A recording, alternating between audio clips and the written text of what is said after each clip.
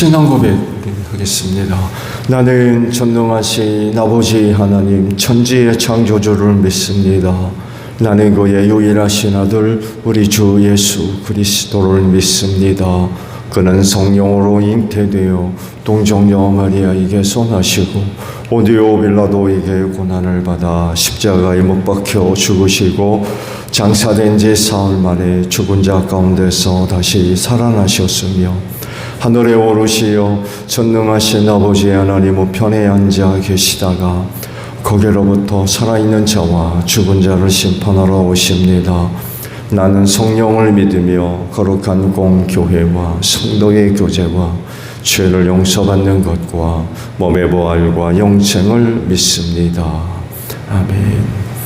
찬송가 143장 부르시고 말씀을 보죠.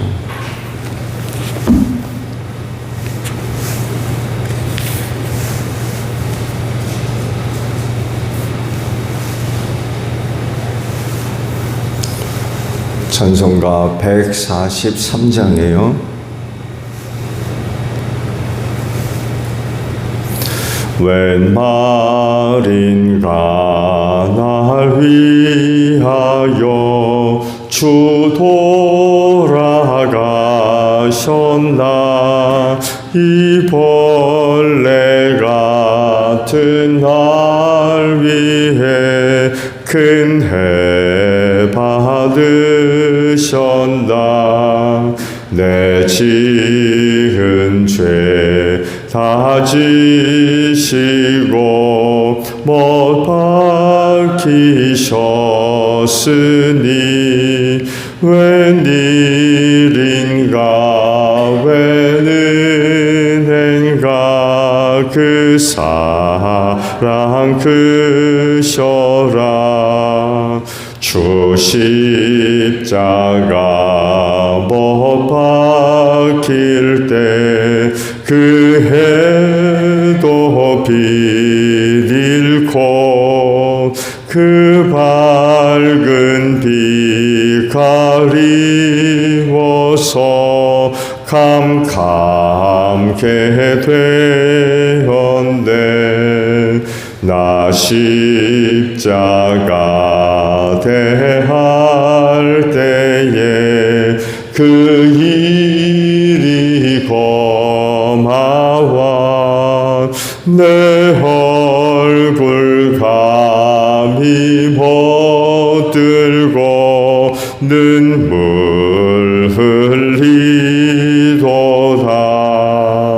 늘으로도 눈물로써 못 갚을 줄 알아. 몸 밖에 드릴 것 없어 이 몸 바칩니다. 아멘. 마가복음 12장 1절에서 12절까지 말씀을 저와 교독을 합니다.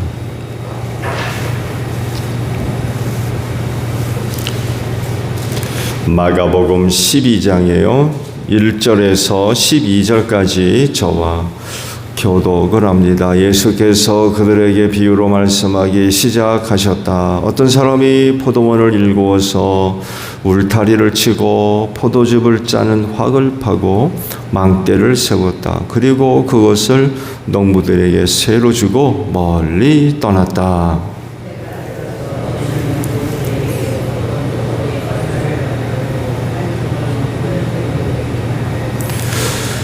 그런데 그들은 그 종을 잡아서 때리고 빈손으로 돌려보냈다.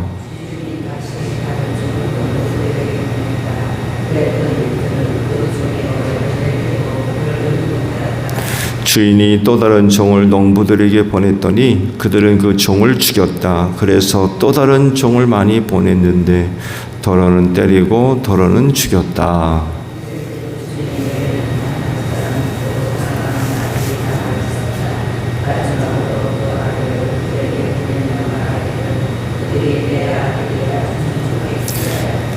그러나 그 농부들은 서로 말하였다. 이 사람은 상속자다. 그를 죽여버리자. 그러면 이 산은 우리의 차지가 될 것이다.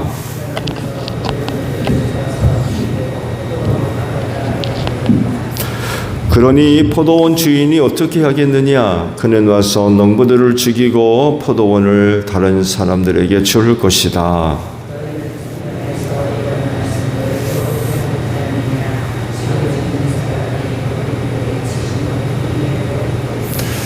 이것은 주님께서 하신 일이요 우리의 눈에는 놀랍게 보인다.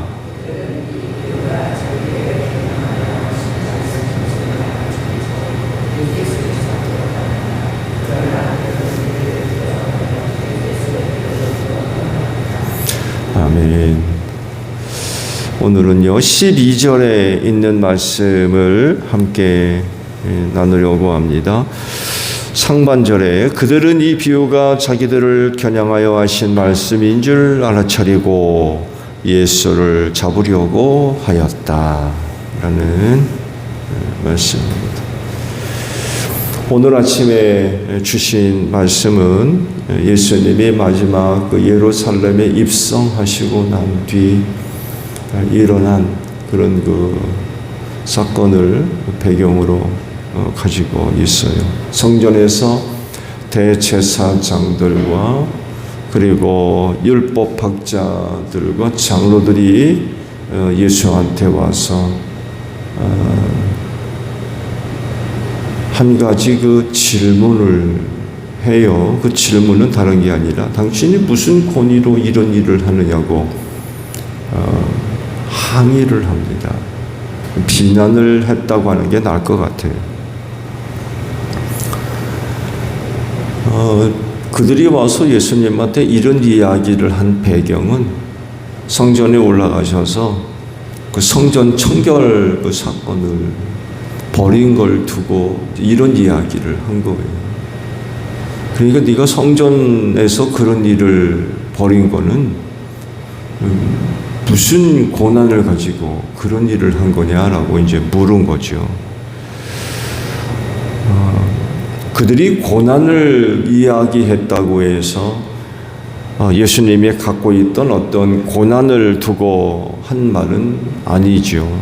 그들이 한 말은 이런 의미가 있어요. 네가 무슨 자격이 있어가지고 그런 일을 하느냐고 시비를 건 거죠.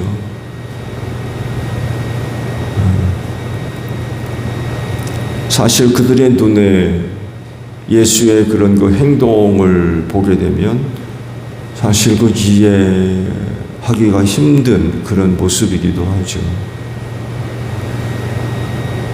자기들 눈에 예수는 성전에서 그런 일을 벌일 만한 고난이 없거든요.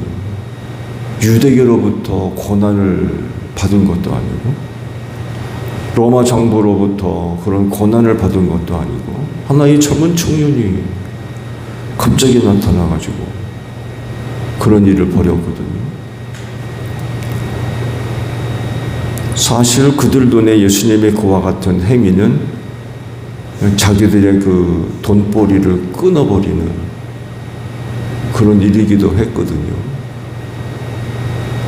더군다나 성전에서 그런 그 일들, 곧 뭐 돈 바꾸는 자들, 뭐 물건 파는 사람들, 이런 사람들의 행위는 결국 전부 뒷배와 연결되어져 있거든요. 그들이 그곳에서 그런 일을 하려면은 유대교로부터 허락을 받지 않으면 절대로 할 수 없는 거였거든요.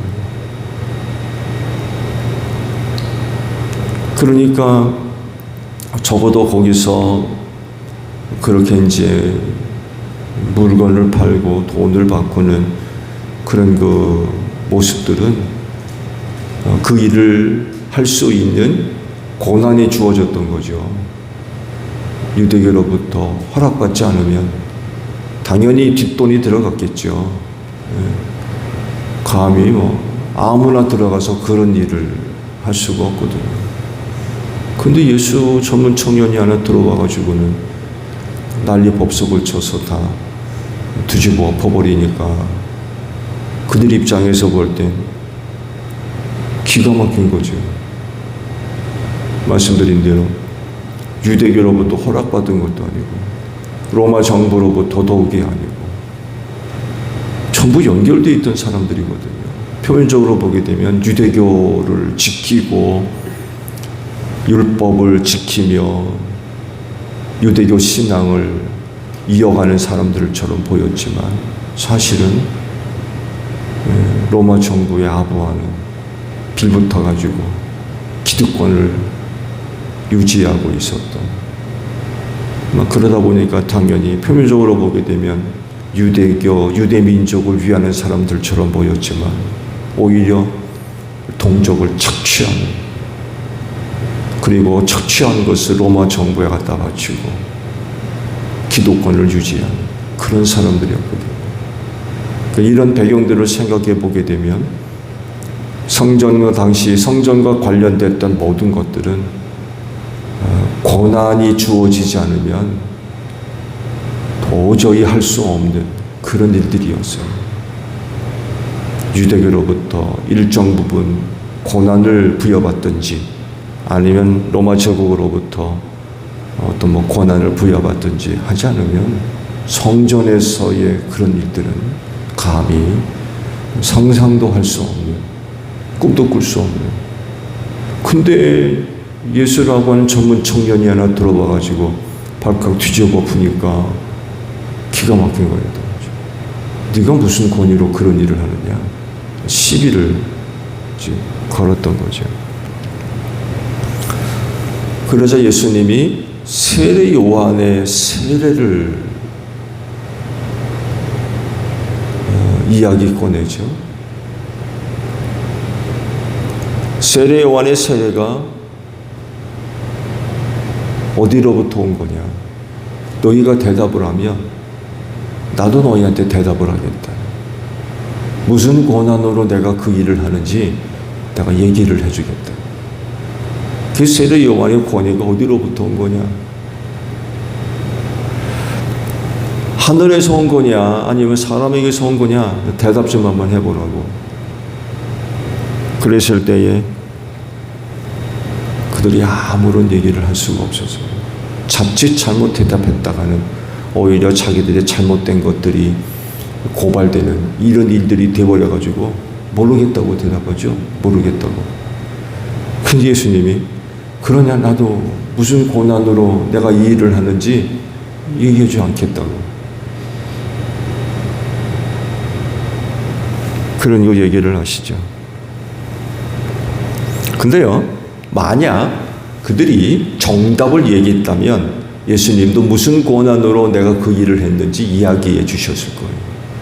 자, 그들이 예수님의 그와 같은 세례 요한의 세례를 질문받았을 때의 정답, 곧 하늘에서부터 왔다라고 정답을 얘기했다면 예수님도 자기가 무슨 권한으로 그 일을 했는지 이야기를 하셨을 텐데 예수님은 무슨 권한으로 성전 청결 사건을 벌였을까요? 무슨 권한으로?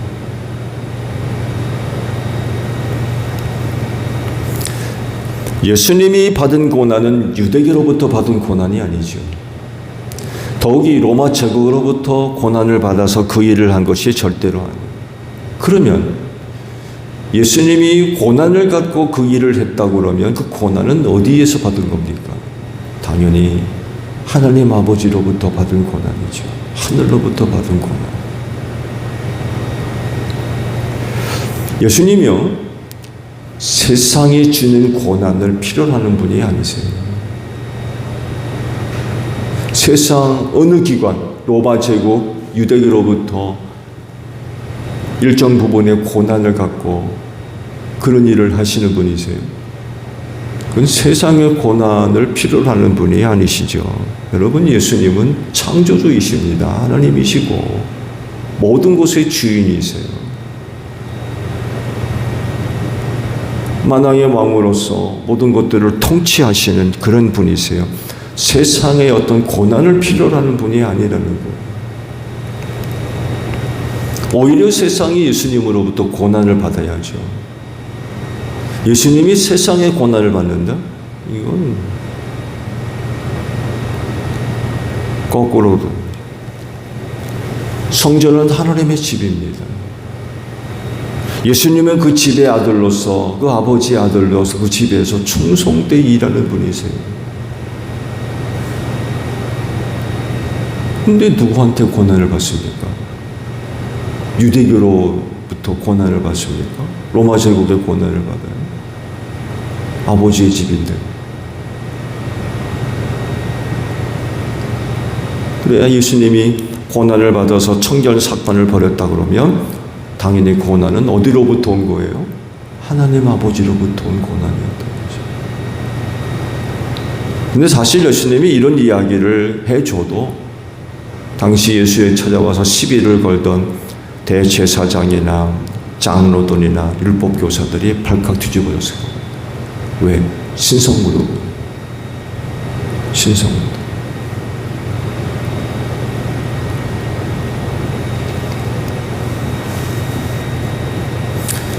이들에게 자기의 고난이 어디로부터 온 것인가를 이야기해 주지 않으신 대신에 비유 하나를 말씀을 하세요.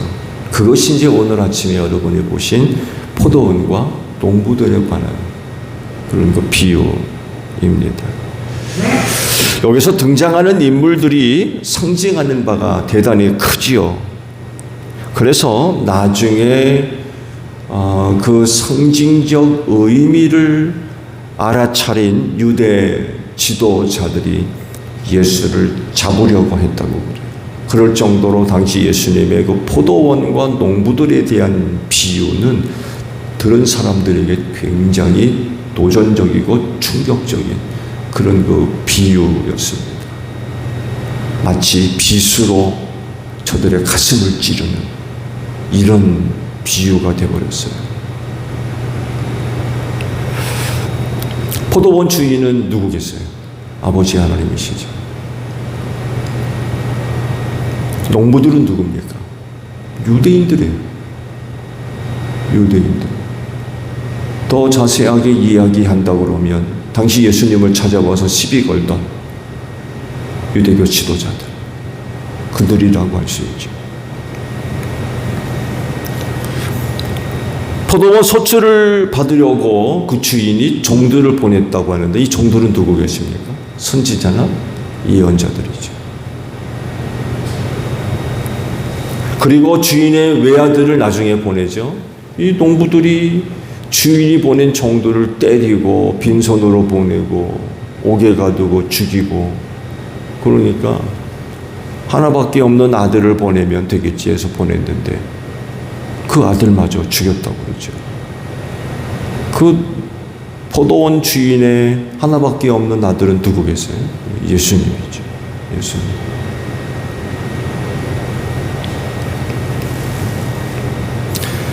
그 비유를 듣고 있던 유대교 지도자들이 이 비유가 뭘 이야기하는지 알아차렸다고 그랬어요.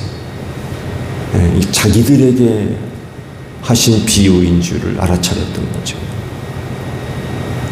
아마 깜짝 놀랐을 겁니다. 왜냐하면 저들이 지금 은밀하게 계획하고 있던 일이 있었기 때문에 그래요. 그 일이 뭐예요? 예수 죽이려고. 예수 죽이려고. 이 정도 단계면 가룟 사람 유다와도 연결되어 있을 그 시점이었을 겁니다. 가룟 사람 유다와 결탁을 하고 예수를 어떻게 죽일지 은밀한 계획을 짜고 있는 그런 그 시점이었을 겁니다. 근데 예수께서 비유를 통하여서 그런 거 말씀을 하시니까 아마 그 내막을 알고 있는 사람이 있었다면 굉장히 놀랐을 겁니다. 그 비유를 통하여서 저들이 지금 뭘 하려고 하는지 드러났기 때문에 그래요. 아마 진짜 깜짝 놀랐을 겁니다. 그랬을 때 그들이 보인 반응에 오늘 주의를 좀 기울여 보려고 합니다. 그 비유의 말씀이 자기들을 가리켜 하신 말씀이었다는 것을 알았다고 그랬어요. 그랬을 때에 그 비유의 말씀에 대한 반응이 보통 세 가지로 나타날 수가 있죠. 하나는 나와 아무런 상관이 없듯 대하는 거죠. 예수님도 이 비유를 말씀하실 때 지극히 의도적으로 말씀하셨어요. 너희 드러나는 거죠. 너희 드러나. 근데 듣는 사람들은 그 비유가 나와 아무런 상관이 없듯이 대하는 거예요. 아닌 척 하는 거죠. 그거 나와 아무런 상관이 없다는 거예요. 또 다른 하나는 회개하는 겁니다. 찔림을 줬거든요. 회개하는 거. 마지막 하나는 핍박하는 겁니다. 예수를 핍박. 당시 유대 지도자들이 보인 반응이 어떤 겁니까? 첫 번째도 아니고 두 번째도 아니고 마지막 번째. 자기들에게 하신 말씀인 줄 알았어요.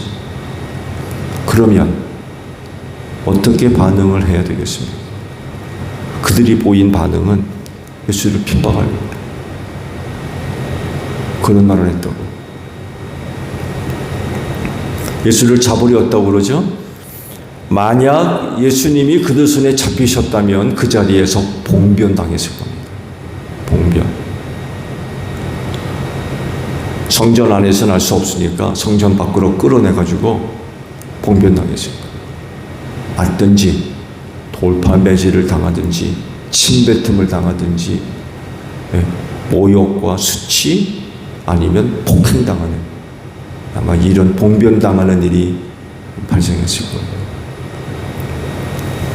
근데 예수님과 함께 있던 주변 사람들이 무서워가지고 그냥 예수를 두고 돌아갔다고 말씀을 하고 있죠. 당시 특히 그 바리새파 사람들은요, 군중의 반응에 굉장히 민감하게 반응했던 사람들이었어요. 당연히 바리새파 사람들이 당시 유대 사회에 절대적 영향력을 끼치는 그런 사람들로서 유대교를 수호하는 데 있어서 앞장서 있는 그런 사람들로 보여지지만 또 일정 부분 기여를 한 것은 사실이에요. 유대교가 지속될 수 있었던 가장 큰 역할을 했던 사람들이 바리새파 사람들이거든요. 70년 로마 침입을 받아서 완전히 나라가 망하잖아요. 그때 사두개파 사람들, 제사장들은요, 완전히 없어집니다. 완전히. 그리고 광야에 있던 에스네파들도 마사다 전쟁에서 막을 내리고 경건주의자들이죠. 그들도 역시 흔적 없이 사라지죠. 그래도 끝까지 남아 있었던 사람들이 바리새파 사람들이었어요. 이들에 의해서는 유대교가 지속되는, 유지되는 그런 큰 역할을 했는데 예수님 시대의 이 바리새파 사람들은 정치하는 사람들이었어요. 정치하는 사람들. 말씀을 드린 대로 유대 사회 기득권을 잃지 않기 위해서 로마 제국과 결탁되어 있는 그런 사람. 그러다 보니까 무슨 힘이 필요해요? 군중의 힘이 필요했던 거예요. 그래서 많은 사람들이 세례 요한의 제자가 된 것에 대해서 굉장히 민감하게 반응을 보이고 또 심지어는 나중에는 예수님의 제자들이 세례 요한의 제자보다 더 많아졌다는 것에 대해서도 이 바리새파 사람들이 굉장히 민감하게 반응을 합니다. 정치하는 사람들은요, 이 군중의 힘을 굉장히 중요하게 여기거든요. 이 사람들이 누구를 따라가는지, 누구를 지지하는지, 어디로 모이고 있는지 굉장히 민감하게 반응하는 사람들이었어요. 군중들로부터 지지를 얻는 일이 굉장히 중요하다는 것을 너무나도 잘 알고 있었던 거예요. 그러다 보니까 당시 예수님 주변에 많은 사람들이 모여 있었거든요. 그들의 반응이 굉장히 두려웠던, 자칫 예수님한테 손을 잘못 댔다가 그 사람들로부터 등돌림을 받으면 아무것도 아니라는 것을 너무나도 잘 알고 있었던 거예요. 아마 예수님 주변에 그 많은 사람들이 없었다고 그러면 손을 댔을 겁니다. 그렇지만 군중들 앞에서 예수님한테 손을 대는 일이 정치적으로 모험을 하는 거였어요. 자칫 잘못됐다가는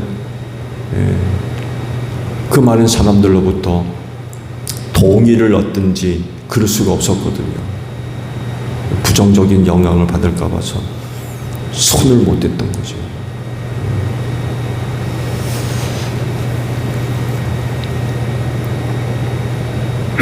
그들이 예수님의 그와 같은 비유의 말씀을 들었을 때 틀림없이 자극을 받았어요. 알아차렸거든요. 자기들이 지금 하고 있는 일이 무엇인지 비유를 통해서 그대로 드러났거든요. 찔림을 받은 거죠. 그랬을 때 구원받은 사람이었다고 하면 그 자리에서 회개했을 겁니다. 왜냐하면 자기들의 잘못이 드러났기 때문에. 그런데 그들은 그렇게 하지 않습니다. 찔림받는 건 무시합니다. 마음을 완고하게 만들었다는 거예요. 그 말씀을 통하여서 그런 깨달음이 됐고 찔림이 됐다고 그러면 당연히 그 말씀에 대한 합당한 그런 그 모습들이 있어야 됐는데 저들의 마음이 너무 완고하고 완악했던 거죠. 너무 악해요, 사람들. 악하다 보니까 말씀을 통해서 얻은 은혜가 하나도 없는 거죠. 찔림이 있다는 것은 기회가 있다는 얘기예요. 아직까지 기회가 있다는 얘기입니다.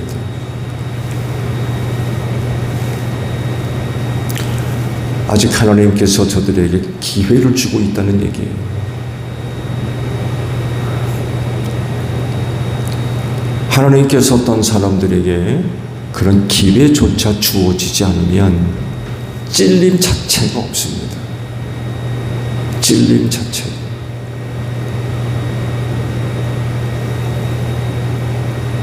말씀이 있어도 깨닫는 바도 없고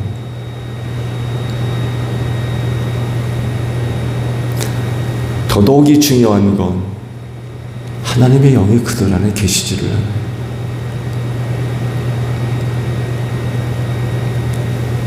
그런 사람들에게는 그런 기회조차가 주어지지를 않아요.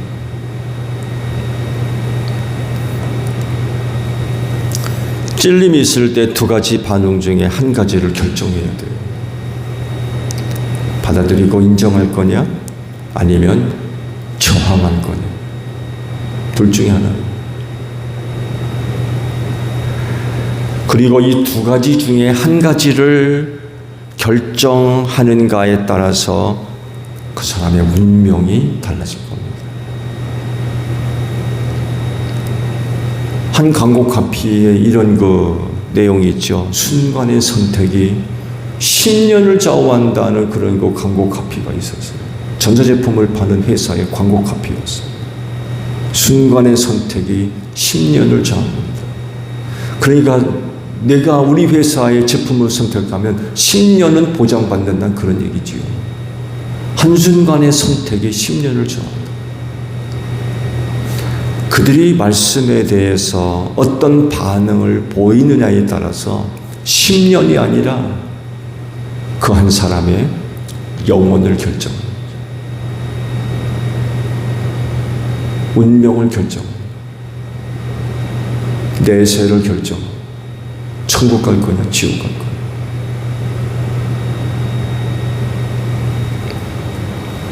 그래서 하시는 말씀도 너희가 말씀을 들을 때 너희 마음을 완고하게 하지 말라고 하시는 거예요. 근데 당시 예수님한테 와서 시비 걸던 사람들 그런 비유의 말씀을 들었을 때 저들의 마음을 완고하게 만들어요. 저들에게 하신 말씀인 줄 깨달았지만 거부하는 거죠. 안 받아들이려고. 멸망당할 영혼이기 때문에 그래요.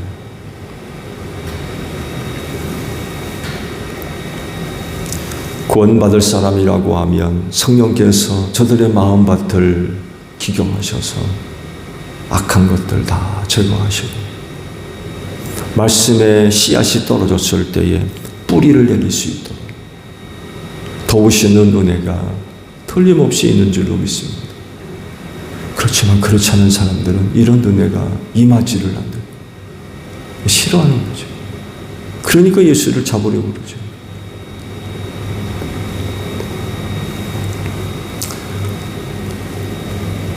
마지막 일주일 동안 예루살렘에서 벌어졌던 사건이고 그중 비유의 말씀 중에 하나입니다.